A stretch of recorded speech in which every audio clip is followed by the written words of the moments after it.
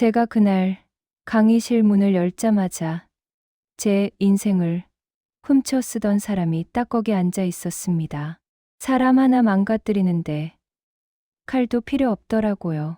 착하다는 말 하나면 충분했어요. 그리고 더 충격적인 건 그 사람이 제게 고맙다고 하더군요. 당연하다는 얼굴로요. 그날은 제가 일부러 늦게 들어간 날이었어요. 사람들이 다 빠져나가고 복도 불이 절반쯤 꺼진 뒤에 문고리만 조용히 잡고 들어가면 누군가를 마주칠 확률이 낮으니까요.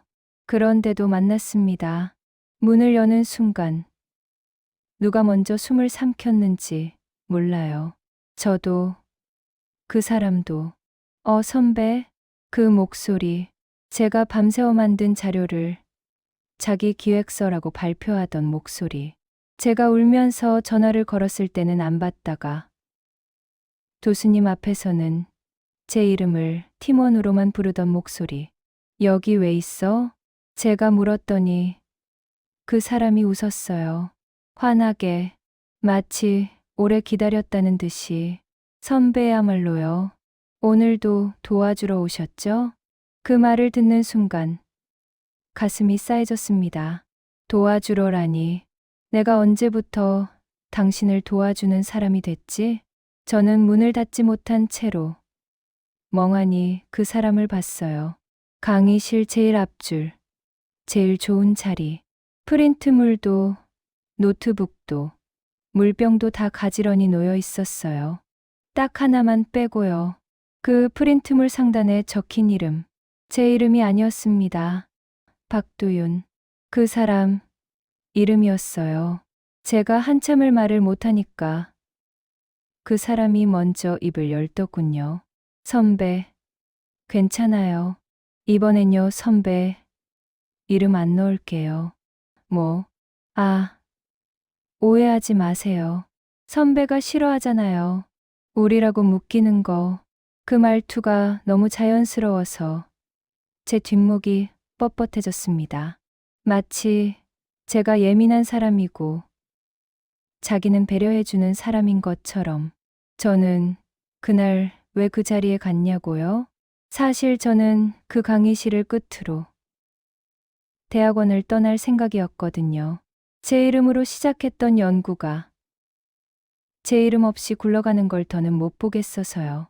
그리고 무엇보다 제가 책임감이라는 말을 그 사람 때문에 처음으로 혐오하게 됐기 때문이에요.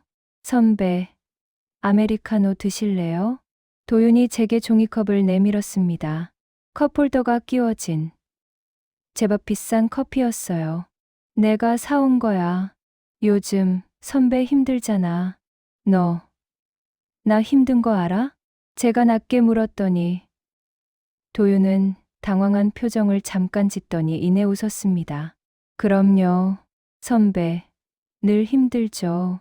선배가 책임감이 엄청 강하니까. 책임감.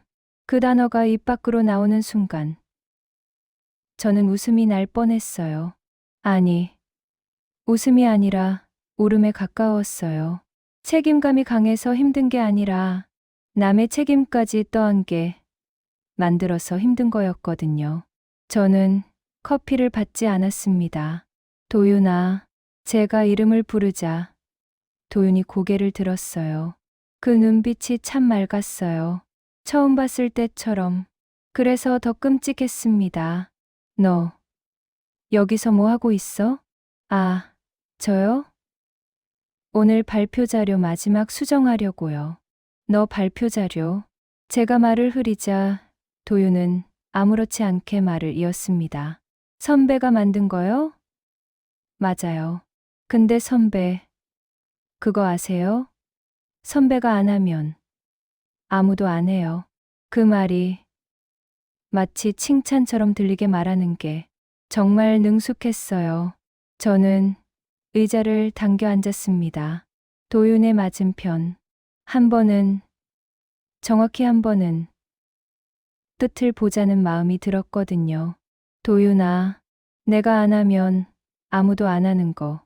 그거 되게 멋있게 들리지? 네. 멋있죠. 선배니까. 그런데 그 말의 다른 뜻이 뭔지 알아?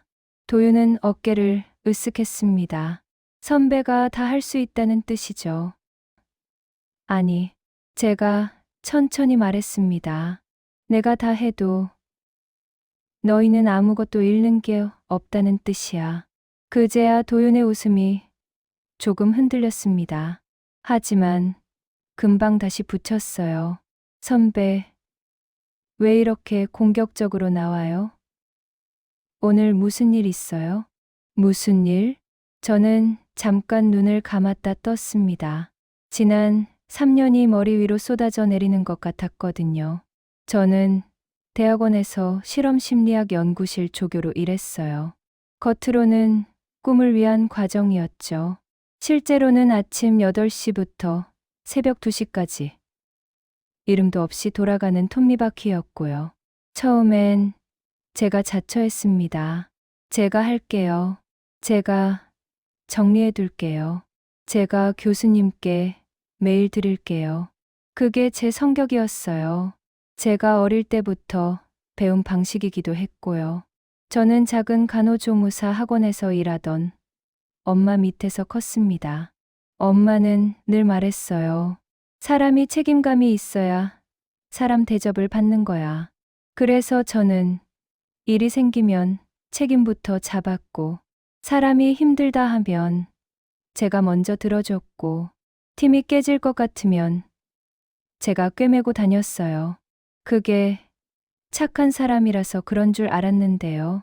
나중에 알았어요. 착한 게 아니라 거절 못하는 사람을 알아보는 사람들이 세상엔 생각보다 많다는 거려. 도윤은 그 중에서도 아주 재능이 있었습니다. 처음 도윤을 만난 건 3년 전. 신입생 OT였어요.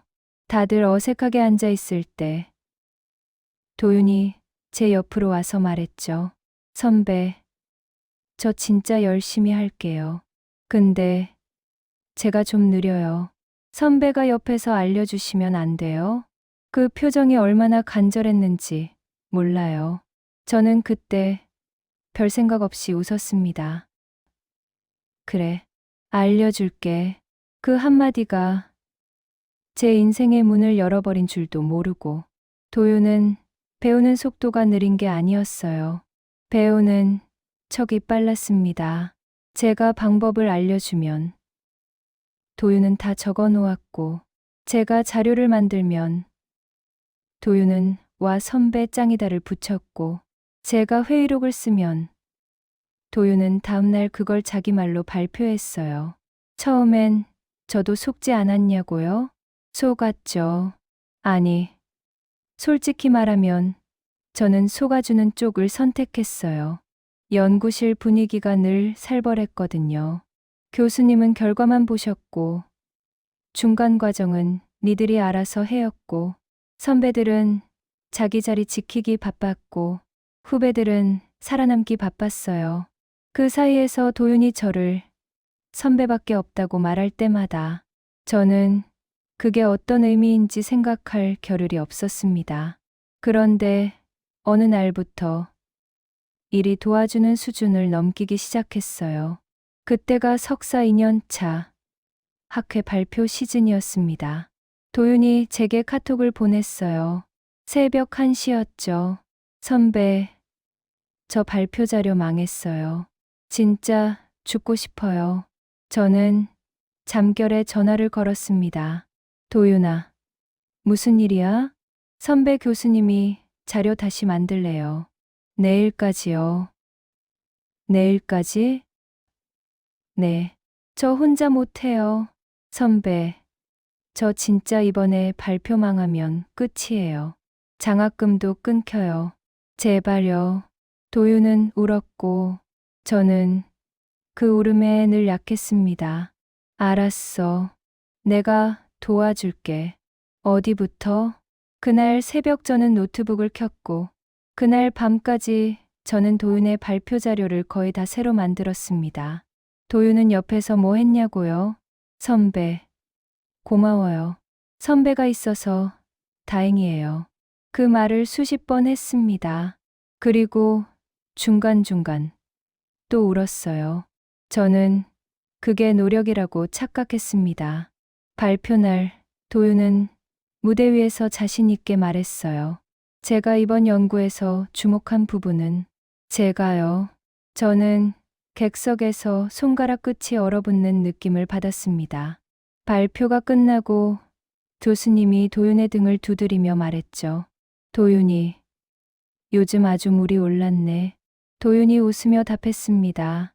선배들 덕분입니다. 선배들, 제 이름은 없었어요. 그날 밤, 연구실 뒷정리하다가 제가 조용히 물었습니다. 도윤아, 그거 내가 만든 거잖아. 도윤은 놀란 얼굴을 하더니 바로 표정을 바꿨습니다. 선배, 왜 그렇게 말해요? 우리 같이 했잖아요. 같이? 선배가 자료 정리해주고 저는 발표 준비하고 역할이 다른 거죠. 그 말을 듣는 순간 저는 말문이 막혔어요. 도윤은 자기 역할을 아주 정확히 알고 있었습니다. 남이 만든 걸 자기 입으로 발표하는 역할, 남이 정리한 걸 자기 능력으로 포장하는 역할, 그리고 무엇보다 제가 화낼 타이밍을 뺏는 역할. 선배, 저 지금 너무 힘들어요. 선배까지 저한테 그러면 저 진짜 무너져요. 이 말, 이 한마디면 제가 오히려 가해자가 되더군요. 그 후로 도윤은 더 대담해졌습니다. 연구실에서 새 프로젝트가 나오면 도윤은 늘 제게 먼저 왔어요. 선배, 이번엔 같이 팀하죠. 선배랑 하면 안정적이에요. 안정적. 그 말이 제게는 칭찬이 아니라 선고처럼 들렸습니다. 그리고 결정적으로 사건이 터진 건 그 다음 해였습니다. 우리 연구실이 외부 기업과 협업 프로젝트를 따냈거든요. 기업 쪽에서 요구한 보고서는 분량이 방대했고 마감은 촉박했고 교수님은 회의에서 한마디만 했습니다. 이거 우리 연구실 이름 걸린 일이니까 깔끔하게. 결국 깔끔하게라는 말은 늘 누군가의 밤을 갈아 넣으라는 뜻이더군요. 그때 도윤은 제 옆에서 또 그 표정을 지었습니다. 간절한 표정. 선배, 이번에만요. 저 진짜 잘하고 싶은데 방향을 못 잡겠어요. 저는 그때도 또 그래, 같이 하자. 그렇게 시작한 일이 나중엔 제 일이 됐습니다. 초안 작성, 데이터 정리, 표 만들기, 도식화, 문장 다듬기, 참고문헌 정리까지. 도윤은 중간중간 선배, 저 미팅 있어요라며 나갔고, 선배, 저 아파요라며 집에 갔고, 선배, 저 정신과 상담 예약이 있어요라며 사라졌습니다. 저는 그 말들을 의심하지 않았습니다. 왜냐하면 정신과 상담이든 미팅이든 아픔이든 그게 거짓말인지 아닌지를 따지기 시작하면 제가 너무 비참해지거든요. 결과적으로 보고서는 제출됐고 기업 담당자는 칭찬했어요. 자료가 정말 논리적이네요. 누가 주로 작성했나요? 그 자리에서 도윤이 숨도 안 쉬고 말했습니다. 제가 전체 구조 잡았고요. 팀이랑 같이 다듬었습니다. 그 순간 제 심장이 툭 떨어졌어요. 제가 그걸 듣고도 가만히 있었냐고요? 아니요. 보고서가 끝난 뒤 저는 도윤을 불러냈습니다. 카페도 아니고 캠퍼스도 아니고 연구실도 아닌 사람들 눈이 닿지 않는 주차장 쪽 벤치로요. 도윤아, 우리 얘기 좀 하자. 도윤은 입에 빨대를 물고 제 얼굴을 보며 웃었습니다. 선배, 또 너무 심각해요. 내가 심각해 보이지? 네. 선배는 항상 그래요. 그래. 그럼 나도 오늘은 심각하게 말할게. 저는 숨을 한번 고르고 말했습니다. 너, 나 이용하고 있는 거 맞지? 도윤의 눈이 잠깐 커졌습니다. 하지만 바로 고개를 저었습니다. 선배, 무슨 말을 그렇게 해요? 제가 선배를 왜 이용해요? 너는 늘 힘들다는 말을 방패로 쓰잖아. 선배, 저 진짜 힘들어요. 그 힘듦을 왜 항상 나한테만 던져? 그때 도윤이 한숨을 쉬더니 제게 이렇게 말했습니다. 선배 솔직히 선배도 원하잖아요. 뭐, 선배가 해주면 선배가 인정받을 것 같잖아요. 선배도 그것 때문에 하는 거잖아요. 저는 그 말이 너무 정확해서 순간 멈췄습니다. 맞아요. 저는 인정받고 싶었어요. 하지만 그게 내 이름으로 인정받고 싶은 거지. 남의 이름 뒤에서 갈리고 싶은 건 아니었습니다. 도윤아, 제가 아주 천천히 말했어요. 인정받고 싶어서 도와준 게 아니라 망치기 싫어서 도와준 거야. 도윤은 고개를 갸웃했습니다. 뭘 망쳐요? 프로젝트, 연구실, 팀, 그리고 내 양심. 그때 도윤이 처음으로 웃음을 거둔 얼굴을 했습니다. 그리고 아주 낮은 목소리로 말했죠. 선배는 항상 큰 그림만 봐요. 큰 그림? 선배는요. 사람들이 선배가 착하다고 말해주길 바라잖아요. 제가 말문이 막히자 도윤이 이어서 말했습니다. 그거 저도 알아요. 그래서 선배한테 부탁하는 거고요. 저는 그 자리에서 입술을 깨물었습니다. 피가 날 정도로요. 이 사람은 알고 있었다. 내가 어떤 사람인지, 내가 어떤 말에 약한지, 내가 어디서 죄책감을 느끼는지, 그리고 그걸 도구로 썼다. 그날 이후로 저는 결심했습니다. 더는 안 한다. 제가 멈추면 도윤이 무너질까요? 아니요. 도윤 같은 사람은 늘 다른 기둥을 찾습니다. 제가 사라지면 다음 사람을 붙잡겠죠. 새로운 선배를 찾겠죠. 그래서 저는 더 잔인한 결심을 했습니다. 내가 사라지는 게 아니라 너를 드러내겠다. 하지만 이런 계획은 마음 먹는다고 바로 되는 게 아니더라고요.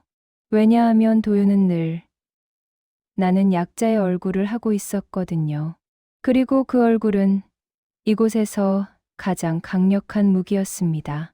며칠 뒤 교수님이 연구실 회의를 열었어요. 기업 협업 프로젝트를 학회지에 투고하자는 이야기였죠. 투고 준비. 누가 할래? 잠시 정적이 흐르자 도윤이 손을 들었습니다. 제가 해보겠습니다. 교수님이 만족스러운 표정을 지었습니다. 좋아. 그럼 도윤이가 리드해. 그 말이 떨어지자마자 도윤이 제 쪽을 봤습니다. 눈으로 말하더군요. 선배, 이번에도 저는 그 시선을 피하지 않았습니다. 교수님, 제가 손을 들었습니다. 네. 지연 씨, 투고는 저도 같이 해야 할 것 같습니다. 교수님이 고개를 끄덕였습니다. 그래. 지연 씨는 경험이 있으니까. 도윤이 도와줘. 도윤이 웃었습니다. 그리고 또 그 말을 했어요. 선배, 감사합니다. 감사. 저는 그날 처음으로 그 말이 협박으로 들렸습니다. 그날 밤 도윤에게 카톡이 왔습니다. 선배, 초안 부탁드려요. 전 전체 방향 잡을게요. 저는 답장을 하지 않았습니다. 다음 날 또 왔습니다. 선배, 오늘까지 초안이 있어야 교수님께 보여드려요. 저는 답장을 하지 않았습니다. 그 다음 날 도윤이 연구실에서 저를 붙잡고 말했어요. 사람들 다 있는 앞에서요. 선배, 저 진짜 급해요. 선배가 안 도와주시면 저 이번에 끝이에요. 저는 그때 아주 조용히 말했습니다. 도윤아, 너 초안 내가 써. 도윤의 눈이 흔들렸어요. 선배, 지금 장난해요? 장난 아니야. 선배, 저 진짜 힘들다니까요. 나도 힘들어. 제가 그렇게 말하자 도윤의 입이 잠깐 다물어졌습니다. 그리고 바로 표정이 바뀌었습니다. 울상, 피해자 표정. 선배가 그러면 저는 누굴 믿어요? 저는 숨을 들이켰다가 내쉬었습니다. 도윤아, 나는 내가 믿을 사람이 아니라 내가 책임져야 할 사람이야. 그 말을 하고 나니까 다리가 조금 후들거렸습니다. 그런 말을 해본 적이 없었거든요. 도윤은 잠깐 저를 노려보더니 연구실 밖으로 나갔습니다. 그날 오후 교수님이 저를 따로 부르더군요. 지연 씨, 도윤이가 그러는데 둘 사이에 무슨 일 있어요? 무슨 말씀이세요? 교수님이 안경 너머로 저를 보며 말했습니다. 도윤이가 요즘 심리적으로 많이 힘들대요. 지연 씨가 좀 차갑게 대했다던데. 아, 그 순간 제가 알고 있던 모든 공기가 바뀌는 느낌이었습니다. 도윤은 이미 선수를 쳤어요. 힘든 사람의 자리를 선점했고 저는 차가운 사람이 되어 있었습니다. 저는 입술을 열었다 닫았다가 나랬습니다. 교수님, 도윤 씨가 힘든 건 이해합니다. 하지만 투고 초안은 본인이 써야 합니다. 교수님은 잠깐 미간을 찌푸렸습니다. 지연 씨, 지금 중요한 게 그게 아니잖아요. 팀워크가 깨지면 전체가 망가져요. 팀워크, 그 말이 또 나왔죠. 저는 그때 깨달았습니다. 이 구조에서는 늘 같은 방식으로 굴러가요. 팀이라는 이름으로 책임을 착한 사람에게 몰아주고 거절하면 이기적인 사람이 됩니다. 저는 그날 교수님 앞에서 더 말하지 않았습니다. 대신 증거를 모으기 시작했어요. 카톡, 메일, 파일의 수정 기록, 구글 드라이브 히스토리, 회의록. 제가 만든 표와 도식이 언제, 어떻게, 누구의 이름으로 옮겨갔는지, 그걸 왜 모았냐고요? 저도 제가 무서웠습니다. 정말로 폭발할까봐요. 폭발하면 저는 그동안 쌓아온 것까지 다 잃겠죠. 그래서 저는 폭발 대신 기록을 택했습니다. 그리고 오늘 그 강의실에서 도윤을 마주친 겁니다. 도윤은 제 침묵을 오해했는지 다시 웃으며 말했어요. 선배, 괜찮아요. 이번 투고는 제 이름으로만 나갈게요. 선배는 그냥 뒤에서 봐주세요. 저는 그 말을 듣고 천천히 가방을 열었습니다. 안에 들어있던 서류철을 꺼냈어요. 도윤의 얼굴이 살짝 굳었습니다. 그게 뭐예요? 도윤아, 제가 아주 차분하게 말했습니다. 너, 내가 왜 여기 왔는지 알아? 너랑 협상하러 온 거 아니야. 도윤이 침을 삼켰습니다. 선배, 또 왜 그래요? 저는 서류철에서 종이를 한 장 꺼내 도윤 앞에 놓았습니다. 그건 투고 원고 기여도 표였습니다. 누가 어떤 부분을 했는지, 날짜와 함께 기록한 표, 그리고 그 아래에는 파일 히스토리를 캡처한 자료가 줄줄이 붙어 있었습니다. 도윤이 종이를 보는 순간 표정이 하얘졌어요. 정말로 피가 빠지는 것처럼. 선배, 이걸 왜긴. 제가 처음으로 웃었습니다. 하지만 그 웃음은 따뜻한 게 아니었어요. 너도 책임져야지. 도윤이 고개를 저었습니다. 선배, 이건 너무하잖아요. 너무한 건 내가 3년을 내 뒤치다꺼리 한 거고 선배가 자초한 거잖아요. 그 말 마침내 나왔더군요. 도윤의 진짜 목소리. 저는 고개를 끄덕였습니다. 맞아.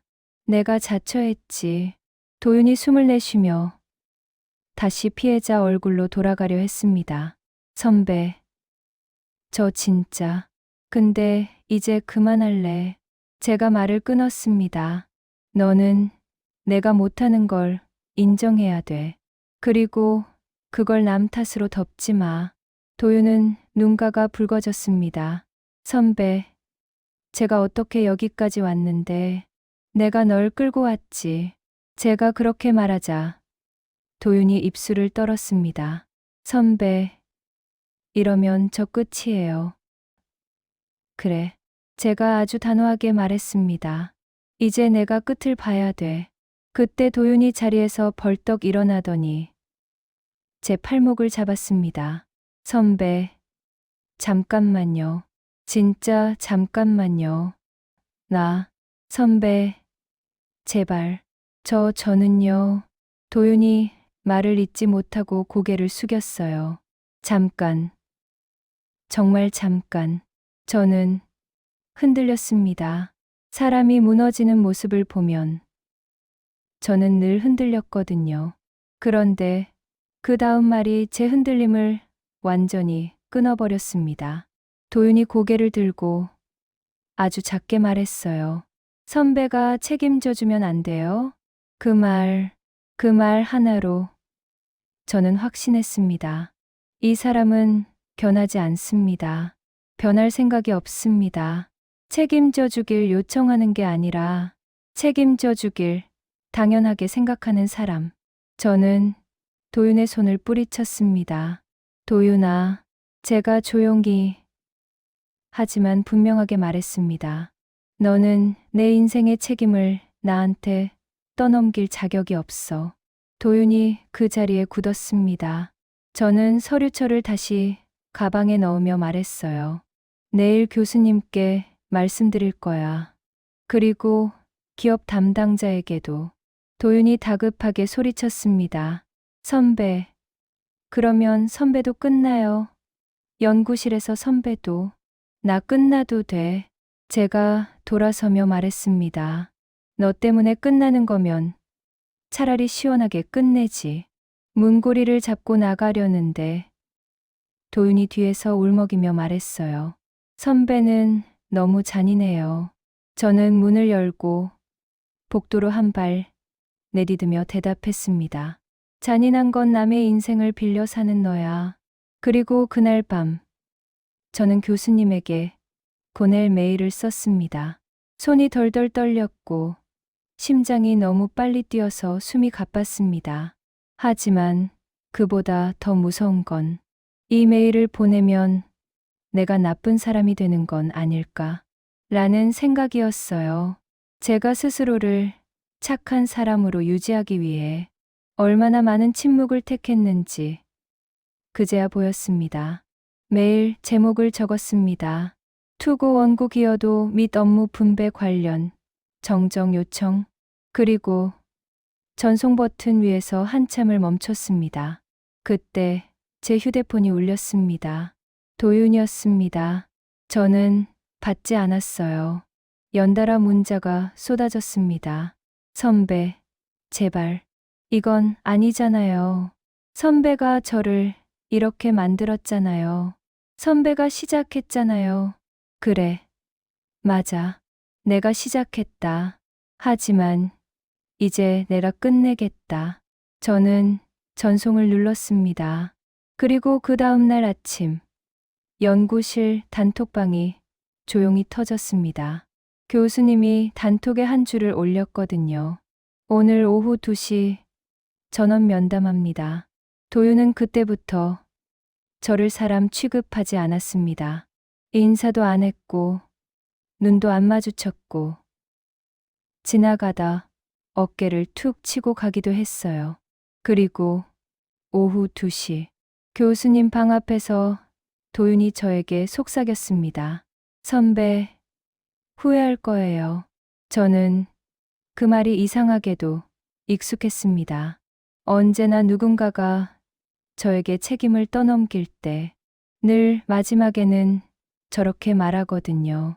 후회할 거다. 내가 다 망친다. 너 때문에 끝났다. 저는 도윤을 보며 아주 짧게 대답했어요. 나 이미 후회할 만큼 했어. 문이 열렸습니다. 교수님이 우리를 번갈아 보며 말했죠. 들어와요. 그리고 그 면담에서 도윤은 제 앞에서 완전히 다른 사람이 되었습니다. 교수님 방문이 닫히자마자 공기가 딱 굳었습니다. 창문은 닫혀 있었고, 난방은 과하게 틀어져 있었고, 그 좁은 공간에서 사람 셋의 숨소리가 서로를 밀어냈어요. 도윤 씨, 지연 씨가 기어도 정정을 요청했는데, 본인 의견은 어때요? 도윤이 한숨을 길게 쉬더니 천천히 고개를 들었습니다. 그리고 정말 믿기 힘들 정도로 단정한 목소리로 말했어요. 교수님, 제가 먼저 말씀드릴 게 있어요. 저는 속으로 또 시작이구나 생각했습니다.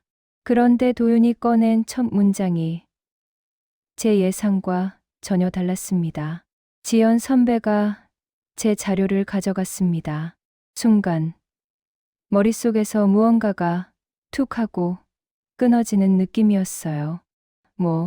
제가 입술만 움직이자 도윤이 고개를 숙인 채 말을 이었습니다. 제가 초안 쓴 걸 선배가 자기 컴퓨터로 옮겼고요.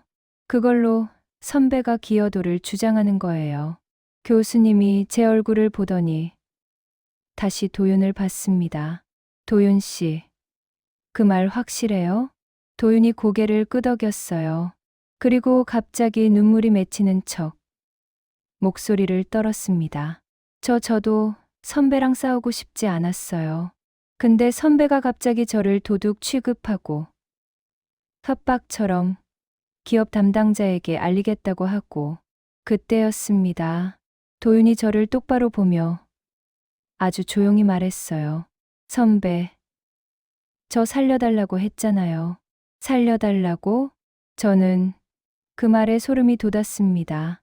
살려달라는 말을 자기가 나한테 던져놓고 이제는 교수 앞에서 내가 너를 죽이려 한다는 식으로 뒤집어 씌우고 있었으니까요. 교수님이 제게 물었습니다. 지연 씨, 도윤 씨 말이 맞아요? 저는 숨을 들이켰다가 내쉬었습니다. 이 순간 제가 감정적으로 흔들리면 끝이었어요. 도윤은 그걸 노리고 이 판을 깔았고요. 저는 가방에서 노트북을 꺼냈습니다. 교수님, 저도 말씀드릴 게 있습니다. 도윤이 움찔했습니다. 선배, 지금 뭐 하려는? 가만히 있어. 제가 딱 잘라 말하자. 교수님이 손바닥을 들어 보였습니다. 자, 둘 다 차분히. 저는 노트북을 켰습니다. 그리고 구글 드라이브 공유 폴더를 열었어요. 기업협업 보고서, 폴더, 투고원 고초한 파일, 수정 기록 탭을 눌렀습니다. 교수님, 이 파일 수정 히스토리 보시면 됩니다. 교수님이 제 화면을 가까이 보려 하자 도윤이 자리에서 급히 몸을 기울였습니다. 그거 선배가 조작할 수도 있잖아요. 제가 웃지도 않고 말했어요. 구글 드라이브 히스토리는 사용자 계정 로그가 남아요. 제 계정, 도윤 계정, 시간까지요. 교수님이 입술을 굳게 다물고 화면을 따라 읽기 시작했습니다. 저는 마우스를 움직이며 날짜별로 클릭했습니다. 보시면 초안 1버전은 제가 새벽 2시 13분에 생성했고요. 그전엔 파일이 없습니다. 그리고 그 다음날 오전 10시 47분에 도윤 씨가 표현 다듬기 정도 수정했고요. 도윤이 갑자기 목소리를 높였습니다. 선배가 만들었어도 그 내용은 제 아이디어였어요. 아, 드디어 나왔구나. 아이디어. 나는 아이디어만 냈고 너는 손발만 했다는 그 익숙한 도망로. 교수님이 도윤을 보며 물었습니다. 도윤 씨, 아이디어가 본인 거라는 증거는요? 도윤은 잠깐 말이 막혔습니다. 그러더니 입술을 떨며 아주 얄미운 방식으로 말을 꺼냈어요. 교수님, 선배가 원래 이런 사람이 아닙니다. 무슨 뜻이에요? 선배가 요즘 불안정해요. 예민해지고 사람을 의심하고 밤에 잠도 못 자고 저한테도 막 화내고. 그 순간 저는 확신했습니다. 도윤은 지금 제 정신 상태를 공격하고 있었어요. 증거가 아니라 사람을 무너뜨리는 방식으로. 교수님이 제게 시선을 돌렸습니다. 지연 씨, 컨디션 괜찮아요? 저는 대답하기 전에 휴대폰을 꺼냈습니다. 교수님, 이건 제 카톡입니다.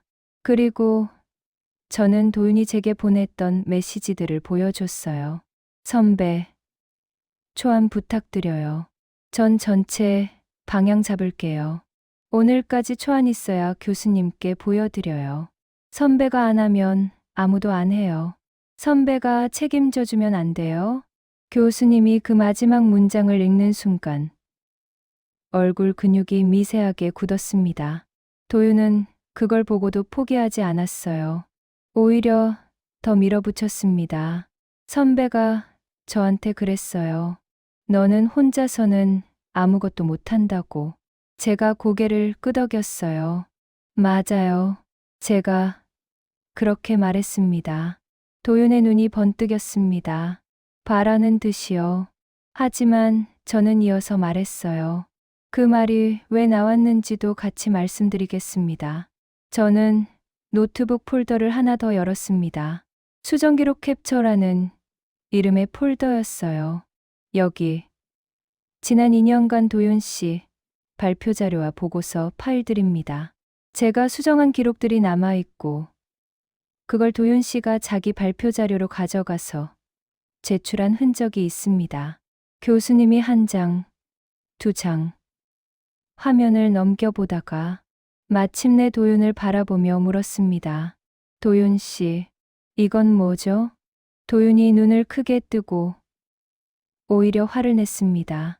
교수님, 이건 선배가 저를 망치려고 준비한 거예요. 망치려고. 이 말을 듣는 순간 이상하게도 저는 마음이 편해졌습니다. 도윤은 늘 똑같았거든요. 자기에게 불리하면 상대가 나를 망치려 한다고 말합니다. 그게 도윤의 세계관이었어요. 교수님이 깊게 한숨을 쉬었습니다. 도윤 씨, 그럼 간단해요. 교수님이 책상 서랍에서 종이를 꺼내며 말했어요.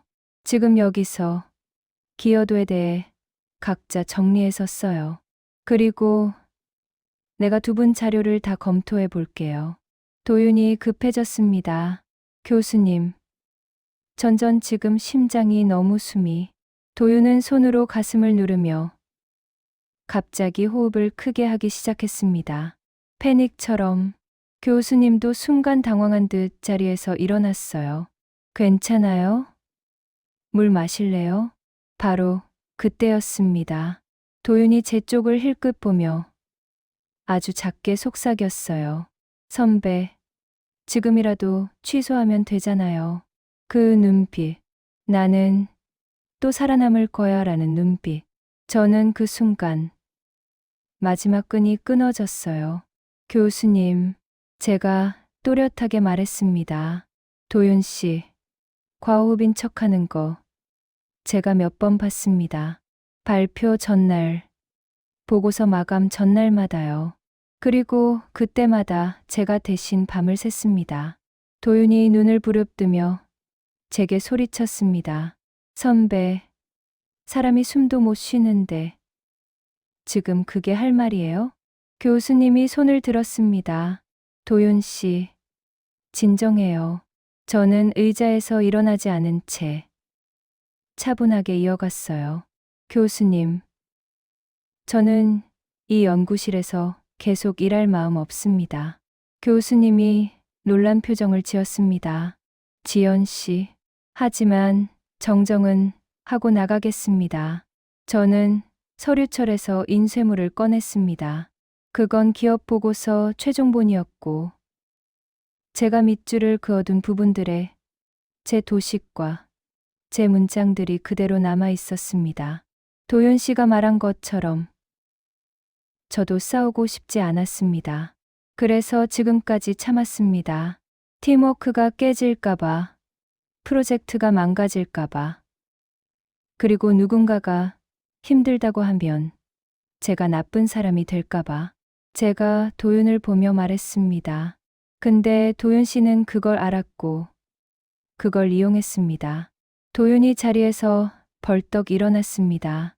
선배가 착한 척하는 거예요. 선배도 인정받고 싶어서. 맞아.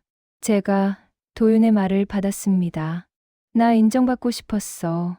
도윤이 순간 멈칫했어요. 제가 부정할 거라 기대했겠죠. 저는 말을 이어갔습니다. 근데 나는 남의 이름으로 인정받고 싶진 않아. 교수님 방안이 아주 조용해졌습니다. 그 침묵을 깨고 교수님이 도윤에게 물었어요. 도윤 씨, 내가 묻는 건 하나예요. 이번 투고 원고 초안 누가 썼어요?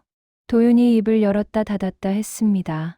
그 짧은 순간에 저는 도윤이 머릿속에서 수십 개의 출구를 계산하는 걸 보는 느낌이었어요. 그리고 도윤은 마지막 수를 꺼냈습니다. 교수님 솔직히요? 네. 도윤이 고개를 숙이며 말했습니다. 선배가 썼어요. 제가 숨을 멈췄습니다. 이렇게 쉽게 인정할 줄은 몰랐거든요. 그런데 다음 문장이 진짜였습니다. 근데 선배가 원래 저를 도와주기로 했잖아요. 그 말이요. 저는 그 순간 왜 내가 이토록 오래 끌려다녔는지 완전히 이해했습니다. 도윤은 죄를 인정하는 게 아니라 당연함을 인정하고 있었습니다. 내가 원래 하기로 했잖아. 내가 원래 책임지기로 했잖아. 내가 원래 내 편이었잖아. 그리고 그 당연함 속에서 저는 사람도 아니고 도구였던 겁니다. 교수님이 한참을 말이 없다가 조용히 물었습니다. 도윤 씨, 그러면 지연 씨 이름은 왜 뺐어요? 도윤은 고개를 들고 아주 당당하게 말했습니다. 교수님, 학계는 일저자가 중요하잖아요. 교수님이 눈을 감았다 떴습니다. 그리고 저는 그 얼굴에서 처음으로 실망이라는 감정을 봤어요. 교수님은 늘 계산적인 사람이었지만 그래도 연구윤리만큼은 최소한 지키는 척은 하던 사람이었거든요. 교수님이 서류를 탁 내려놓고 말했습니다. 도윤 씨, 지금 본인이 무슨 말을 하는지 알아요? 도윤은 울먹이려 했습니다. 그런데 교수님이 단호하게 끊었습니다. 울지 마요. 여기서 감정으로 넘어갈 생각하지 말고. 도윤의 얼굴이 하얗게 질렸습니다. 처음으로 그가 기대던 피해자 자리가 흔들리는 걸 느꼈어요. 교수님이 제게 말했습니다. 지연 씨, 기여도 정정은 진행합시다. 그리고 이거는 연구윤리위원회에도 고고해야 할 것 같아요. 제 심장이 크게 뛰었습니다. 제가 원했던 건 정정이었지. 전쟁은 아니었거든요. 하지만 도윤은 이미 전쟁을 걸어왔고 저는 이제 도망치지 않기로 했습니다. 도윤이 다급히 교수님께 매달렸습니다. 교수님, 그러면 저 여기서 끝이에요. 교수님이 도윤을 똑바로 보며 말했습니다. 끝은 본인이 만든 겁니다. 그 말이 떨어지는 순간 도윤이 제 쪽으로 고개를 돌렸습니다. 그 눈빛이 살기 같았습니다. 선배, 진짜 사람 하나 죽이네요. 저는 그 말을 듣고도 대답하지 않았습니다.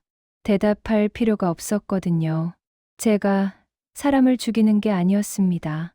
도윤이 남의 삶을 빨아먹는 방식이 더는 통하지 않게 된 것뿐이었어요. 면담이 끝나고 문을 나왔을 때 복도 바닥이 묘하게 푹신하게 느껴졌습니다. 다리에 힘이 풀려서였죠. 연구실로 돌아가자마자 단톡방에 공지가 올라왔습니다. 기업 협업 투고 원고, 일저자 공저자, 정정 관련 회의 진행 예정, 추가로 연구윤리, 절차 개시. 사람들이 웅성거리기 시작했어요. 누가 누구 편인지, 누가 뭘 알고 있었는지, 누가 언제부터 눈치챘는지. 그 소리들 사이에서 저는 조용히 제 책상으로 갔습니다. 그때 후배 하나가 제게 다가와 작은 목소리로 말했어요. 선배, 그동안 너무 힘드셨죠? 그 한마디에 저는 순간 목이 막혔습니다. 힘들었다는 말을 이번에는 처음으로 제가 인정받는 느낌이었거든요.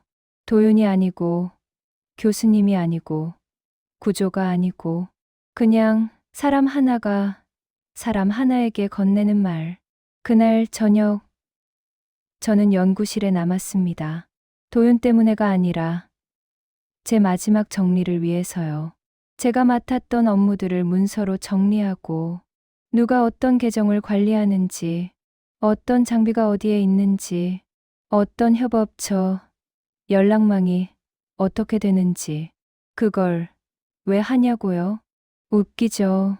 저는 끝까지 책임감을 버리지 못했습니다. 하지만 이번 책임감은 달랐어요.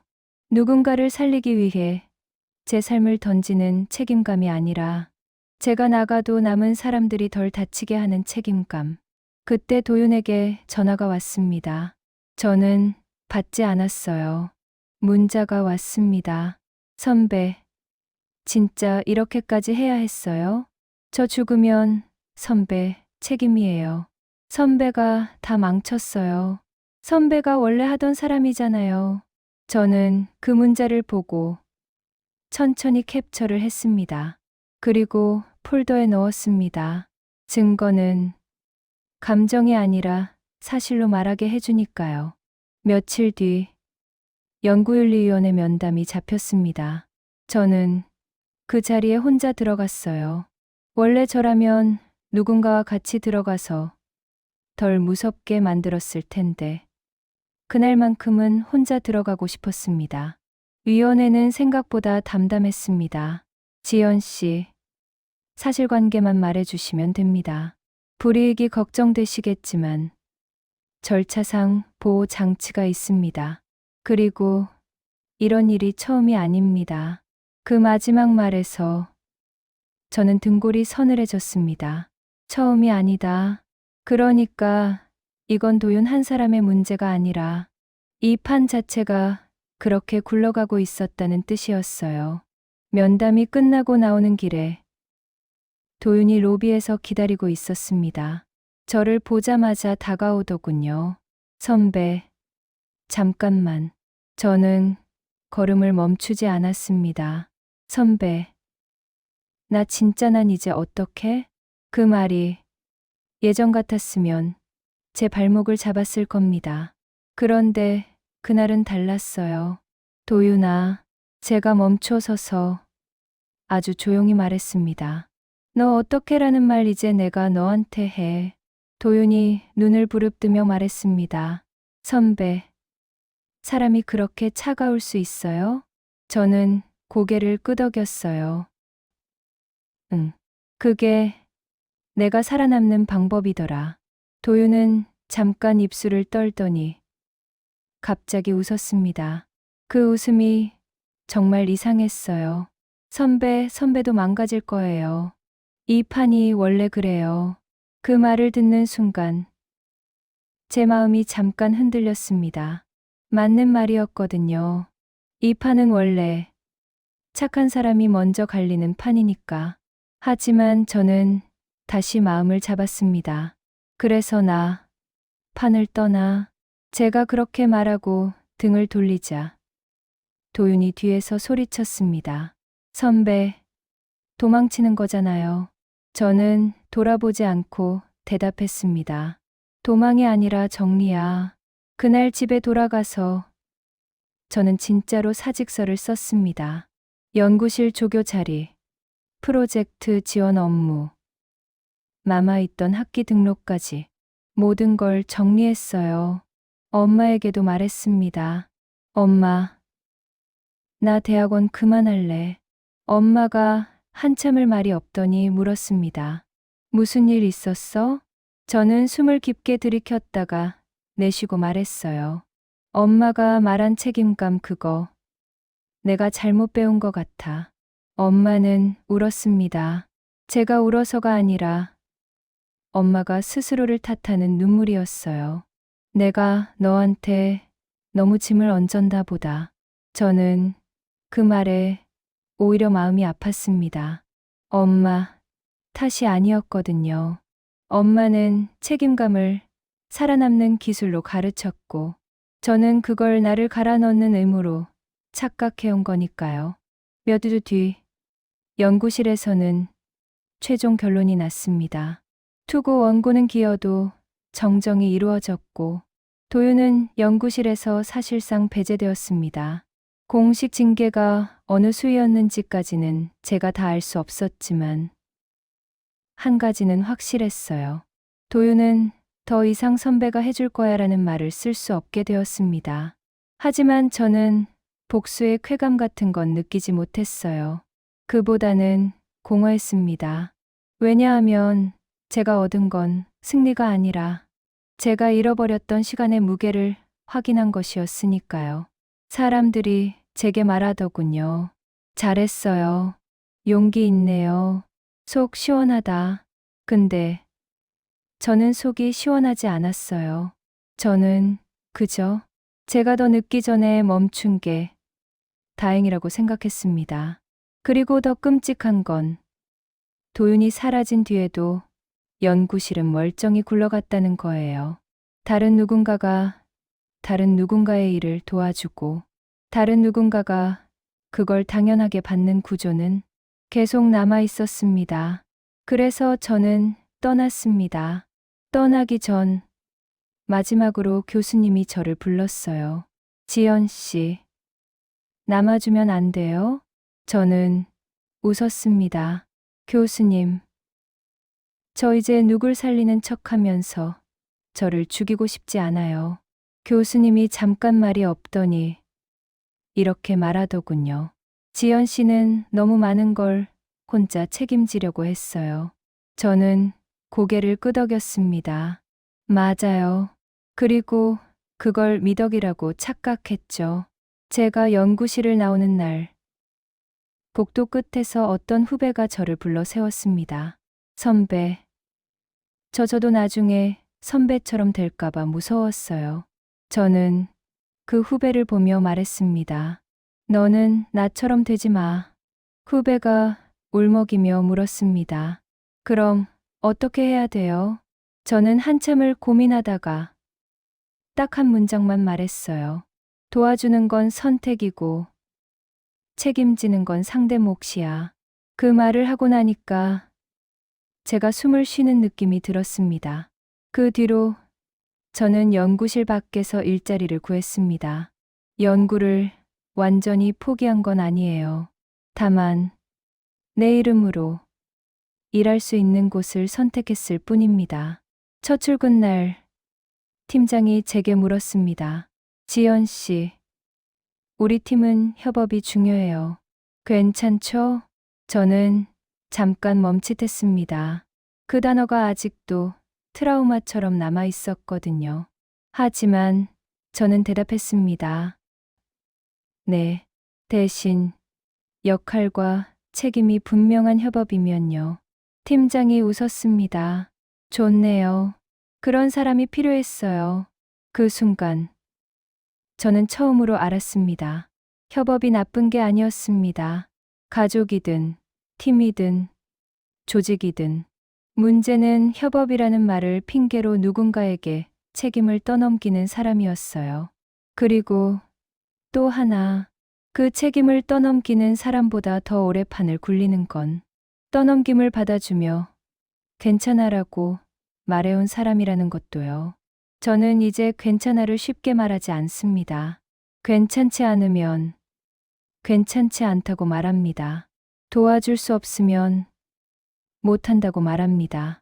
그리고 누군가가 너밖에 없다고 말하면 그 말을 사랑이나 신뢰로 착각하지 않습니다.